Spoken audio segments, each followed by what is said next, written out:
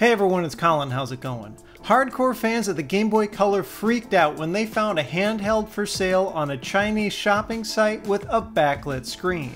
But their hopes were dashed just as quickly when the listing suddenly disappeared. This time, let's try to figure out what happened.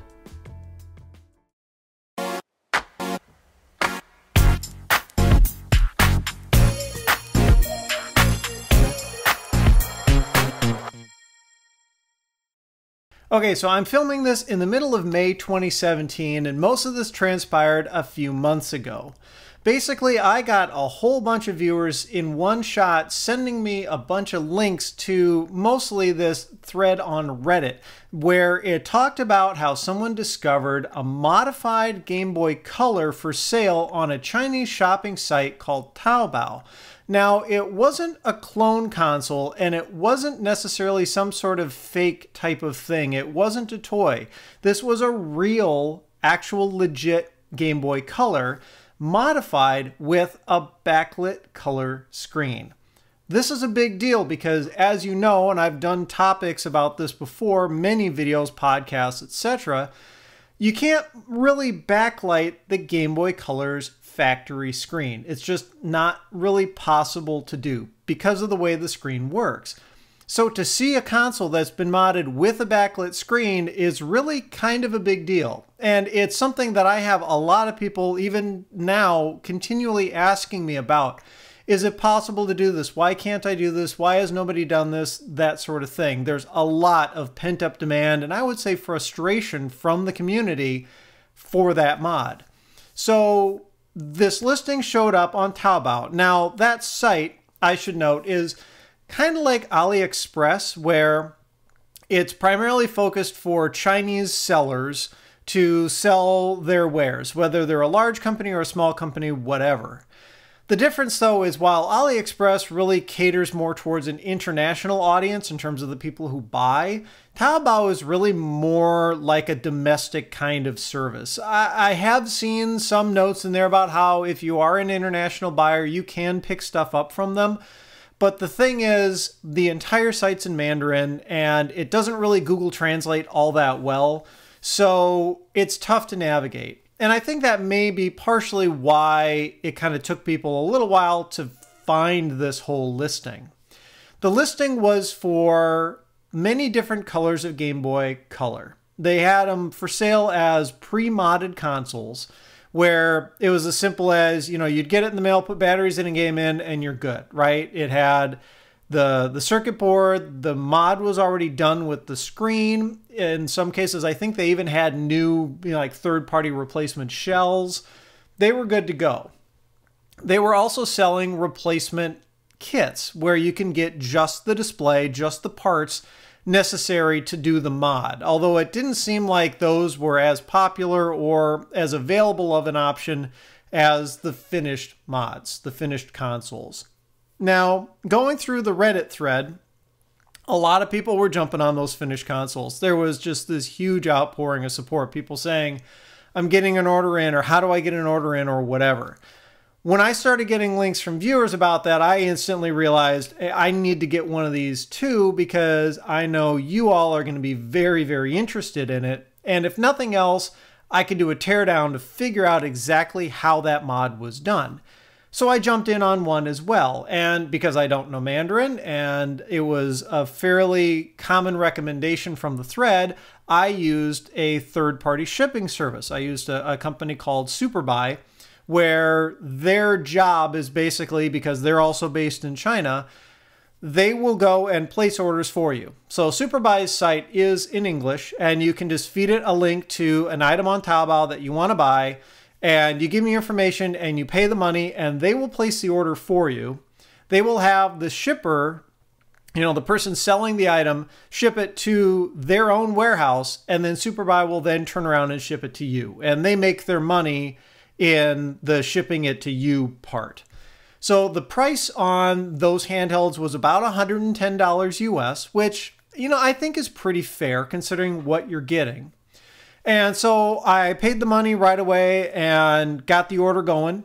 And within a couple of days, I started seeing progress happening. I checked the account and Superbuy was saying they had placed the order, so things were starting to move.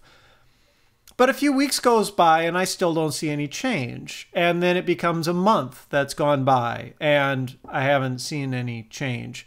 And eventually we get to the point where I think it was around 7 weeks in, there's finally an update, and it was Superbuy saying that the seller canceled the order, and so Superbuy was going to refund me my money.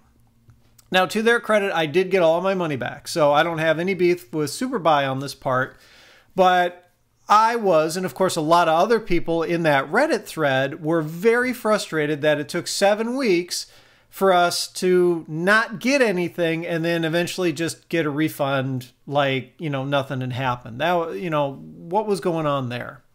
Well, we'll get to that part in a little bit.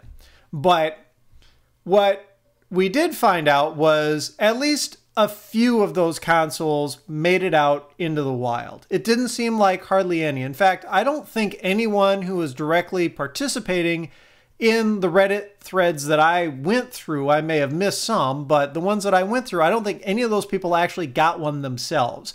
However, at one point, somebody did find that a seller in Australia had one listed on eBay. So clearly one did make it out, and they just turned around and flipped it. And if memory serves, they sold it for something like $400. I don't quite remember exactly, so be sure to correct me down in the comments if I goof that number up. But they basically flipped it and made a decent chunk of money off of it. Of course, that doesn't help us because we didn't know how it worked. What was that all about? People went nuts when a mod like this showed up. And I can tell you it definitely seems like it's the real deal. And that's because I got an email from a viewer, not asking me, hey, is this possible to do? Hey, why can't it be done? Anything like that, but rather offering me some information because he has one. His name is Neil, and he's from New Zealand. Now, he tells me that he's Chinese in ethnicity, and of course this helps because he's going to be able to better understand a lot of the information that he's getting from the seller or people near him or other people who have information about this whole situation. He's able to cross that language barrier, which is a huge help.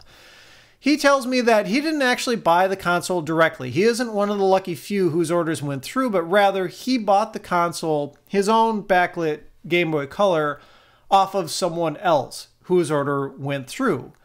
Why that other person no longer wanted it, I don't know. He also didn't tell me how much money he paid for it. But in any event, he did take his apart at least a little bit and sent me not only some pictures, but also some notes as to how the thing is made and then some other background information that he has.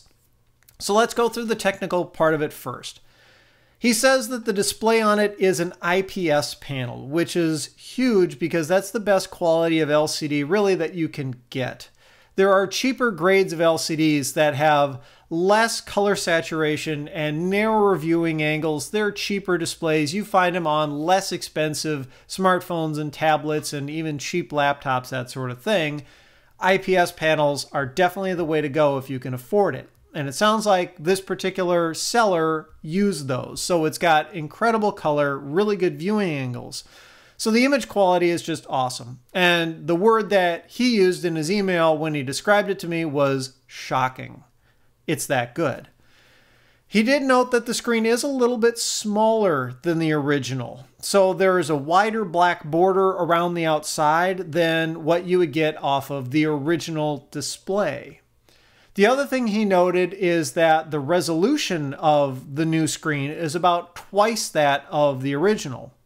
This isn't as bad as you think because it allows for this thing called pixel doubling, where if you've got perfectly even ratios like that, instead of having to do strange interpolation, which ultimately makes the image quality kind of blurry or fuzzy, not as sharp, you can just double up or whatever ratio the number of pixels that you're showing versus what the originals were. So he said since this new screen is twice the resolution of the original, it's basically doing exact pixel doubling. So for every 1 pixel that the original Game Boy Color screen showed, this new one is showing 4. So it's 2 across and 2 down, right? So the image stays really sharp, which is what you want if you can get it. Another thing that he noted is that the mod seems to be very complicated. It doesn't seem like it's a very simple drop-in replacement where it's like, take the old screen out, put a new one in, plug it into the circuit board, and you're done. He said there are an additional 10 wires going between the screen and the circuit board that were added. Not only that, but there's an extra PCB in there as well. My guess is that the particular PCB in there is acting like an interposer or a translator.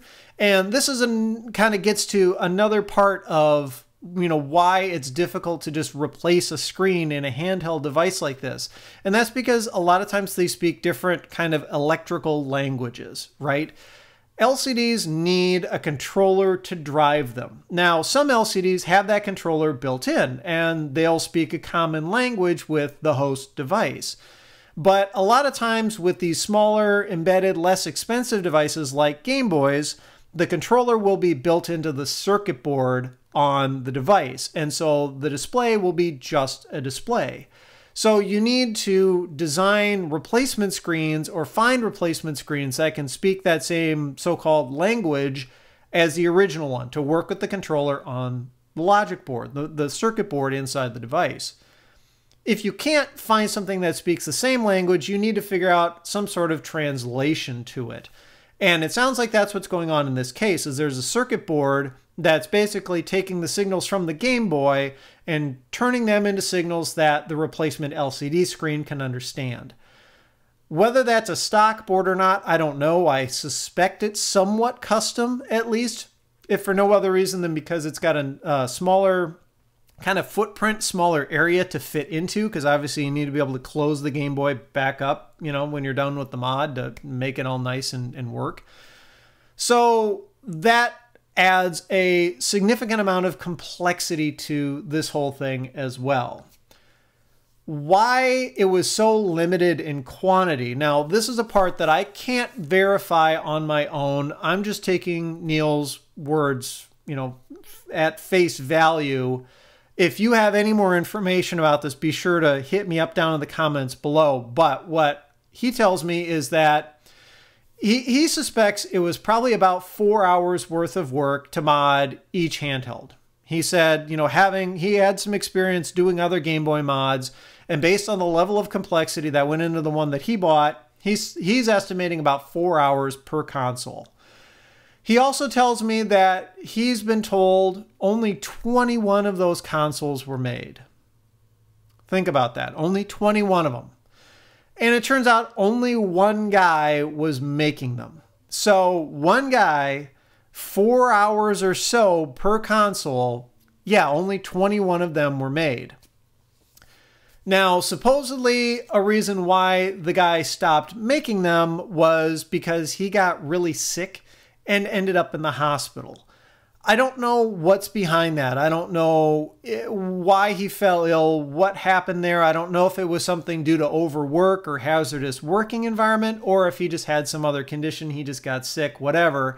In any event, I hope the dude ended up okay. It would suck if, if it turned out for the worse and not for the better. So, thumbs up, dude. Hope you're okay wherever you are. But that's also, I think, another reason why it got limited, to so few consoles. As to why there was such a high ratio of, people saying, hey, they never got theirs, they never got theirs. Apparently, after Reddit got word of that listing on Taobao, there ended up being about 2,000 orders placed for those consoles. So think about that, 2,000 orders, and only 21 of them were made.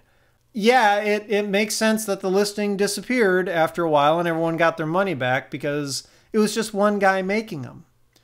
Now, the hope is that either he'll get back into making them again, or at least maybe pass along what he's learned, sell it, whatever, to a company that can make more.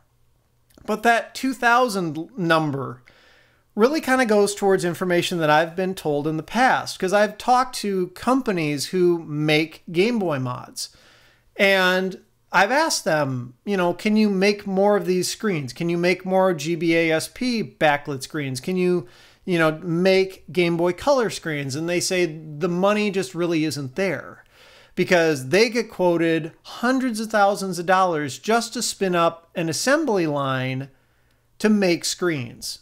That's just the tooling cost. You still have the design cost. You have to find somebody who can reverse engineer the existing screen and design a replacement that will just drop in and work, but also be backlit. And then you've got the materials cost. So there's a lot of upfront cost before you can sell screens like that. At $100,000 to tool up an assembly line, if you're only going to get 2,000 orders, it's not worth it. There aren't going to be enough people dropping that kind of money, especially when you get into adding on top of that $100,000 to tool up the cost for someone to design a screen and the materials cost. And then, of course, if a company's going to go to this trouble, they're going to want to make a profit.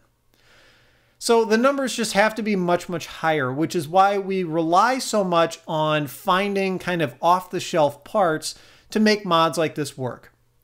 If there isn't an off-the-shelf part to do a mod, then the materials and tooling and design costs have to be so low as to make it worth it, which is why front-lit panels for the Game Boy Color are prevalent and also very inexpensive because they're super simple to manufacture. There isn't a whole lot to them.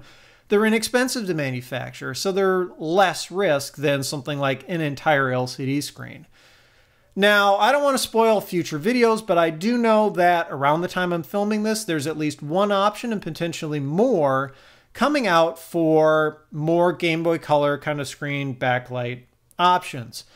I can tell you, just knowing how they work, there are definite pros and cons to them. They are not the perfect kind of holy grail, most optimal mod that everyone seems to want, where it's just drop in this replacement screen that's perfectly sized and works and everything. I don't think that's coming anytime soon, but at least we do have some other options on the horizon. I'm going to do my best to try and get on those as quick as I can to present those to you so you can at least see what's going on with them. But in any event, I hope this episode at least sheds a little bit more light as to what happened, what was going on with that particular item that was for sale, what goes into trying to do these mods, or at least sell, develop these products and sell them on a larger scale. It is by no means as easy or inexpensive as a lot of people want to think. But if you have more information, more questions, if you were lucky enough to get a hold of one of these consoles, be sure to shout out down in the comments below. I want to hear from you. If you like the video, I would appreciate a thumbs up. Be sure to subscribe if you haven't already. You can follow me on Twitter and Instagram at thisdoesnotcomp. And as always, thanks for watching.